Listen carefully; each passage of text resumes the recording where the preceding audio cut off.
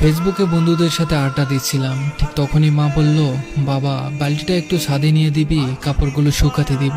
বললাম আমি পারবো না, আমি ব্যস্ত আছি। মা বলল, তুই তো মোবাইল টিপছিস, দে না বাবা একটু। রেগে গিয়ে বললাম, যাও তো, নিজের কাজ নিজেই করো, একটু দেখলেই এটা ওটা কাজের কথা বলো শুধু। আম্মুকে ঝাড়িয়ে দিয়ে এসে রুমের দরজা আটকে শুয়ে ফেসবুকিং করতে লাগলাম। দরজা খোলা রাখলে যখন তখন এসে আবার কাজের কথা বলবে। সন্ধ্যায় ছাদে বসে বসে চারপাশটা একটু নজর বুলিয়ে নিচ্ছি।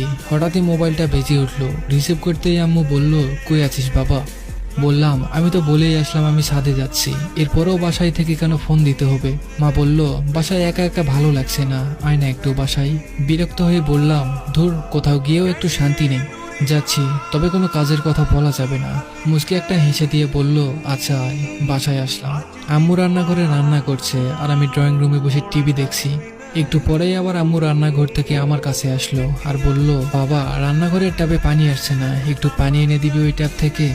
রেগে গিয়ে বললাম, আমি আগেই বলেছি আমায় কোনো কাজের কথা বলা যাবে না, এগুলো রান্না বান্না করা মেয়েদের কাজ, আমি ওসব করতে পারবো না। তুমি যাও তো, আমায় কার্টুন দেখতে দাও।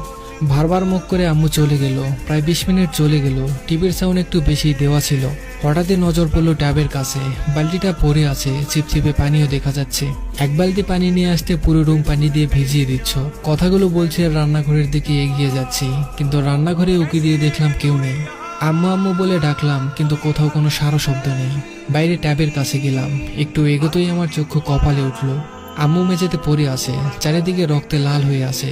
দৌড়ে আম্মুর কাছে আসলাম। আম্মু, কি হয়েছে তোমার? আম্মু, কথা বলো। কি করব কিছুই মাথায় আসছে না। কোলে করে নিয়ে বাসা থেকে বের হয়ে একটা সিএনজি নিয়ে পাশের হাসপাতালে গেলাম। বাবার বন্ধু এই হাসপাতালের ডাক্তার। আম্মুকে নিয়ে আসতেই তাকে ওটিতে নেওয়া হলো। নিজের উপর আজ খুব রাগ হচ্ছে। এক বালতি পানি নিয়ে এসে দিলে কেমন ক্ষতি হতো। আম্মুর কিছু হয়ে গেলে নিজেকে কখনোই ক্ষমা করতে পারবো না। একটু পরেই একজন নার্স এসে একটা কাগজ ধরিয়ে দিয়ে বলল, এগুলো নিয়ে আসুন তাড়াতাড়ি। আমি দৌড়ে ডিসপেন্সারিতে গিয়ে ওষুধগুলো নিয়ে আসলাম। আমি এসে দেখি ওবায়দুল আঙ্কেল ওটির বাইরে দাঁড়িয়ে আছেন। আঙ্কেলকে বললাম, আম্মুর অবস্থা কেমন এখন? আঙ্কেল বললেন, তোমার আম্মুর অবস্থা খুব খারাপ। তোমার আম্মুকে আমি গত সপ্তাহে বলেছি ভারী কাজ না করতে, কিন্তু কে শোনে কার কথা? শরীর একেবারেই দুর্বল, পড়ে যাওয়ার জন্য অনেক রক্ত বেরিয়ে গেছে। বললাম, যত রক্ত দরকার আমার শরীর থেকে নেন, আমার সব রক্ত বের করে নেন। আঙ্কেল বলল, আমাদের ব্যাংকে কিছু রক্ত ছিল, সেগুলো দিয়েছি, কিন্তু শরীর রক্ত নিচ্ছে না। তুমি নিয়ে আসতে অনেক দেরি করে ফেলেছ। কষ্ট হলেও বলতে হচ্ছে, এখন সবকিছু উপরওয়ালার হাতে, আমাদের করার কিছুই নেই। তবুও ডাক্তাররা শেষ চেষ্টা করছে। চোখের পানি মুছতে মুছতে বললাম, প্লিজ আঙ্কেল, এমন বলবেন না, আমার আম্মুকে বাঁচিয়ে দেন। আমার কথা শেষ না হতেই সাদা কাপড়ে মুড়িয়ে একটা নিতর দেহ নিয়ে নার্স বেরিয়ে আসলো। একজন ডাক্তার এসে আমার কাঁধে হাত রেখে বলল, তুমি নিয়ে আসতে অনেকটা দেরি করেছো, নয়তো তাকে বাঁচানো যেত। আমার পুরো পৃথিবীটা আজ থমকে গেছে। যাকে আমি এত অবহেলা করতাম, আজ তার নিতর দেহ আমার শরীরের সমস্ত শক্তি কেড়ে নিয়েছে। দু চোখ দিয়ে অঝরে পানি পড়ছে। কাঁপা কাঁপা হাতে মুখ থেকে কাপড় সরালাম। কোনোদিন ভালো করে এই মায়া মুখটা দেখা হয়নি। পৃথিবীর সমস্ত মায়া যেন এই মুখে। আম্মু, আম্মু, দেখো না, আমি আজ কোথাও যাচ্ছি না, তোমার কাছে বসে আছি। চলো গল্প করি। কি হলো, গল্প করবে না? আমি আজ তোমার সব গল্প শুনবো। কোথায় কি করেছো, কোন দিন তুমি স্কুলে স্যারের বকা শুনেছো, সব শুনবো। বলো আম্মু, প্লিজ বলো। আমি তোমার সব কাজ করে দেবো আম্মু। একবার কথা বলো আম্মু। তুমি ছাড়া আমায় বাবা বলে কে ডাকবে বলো?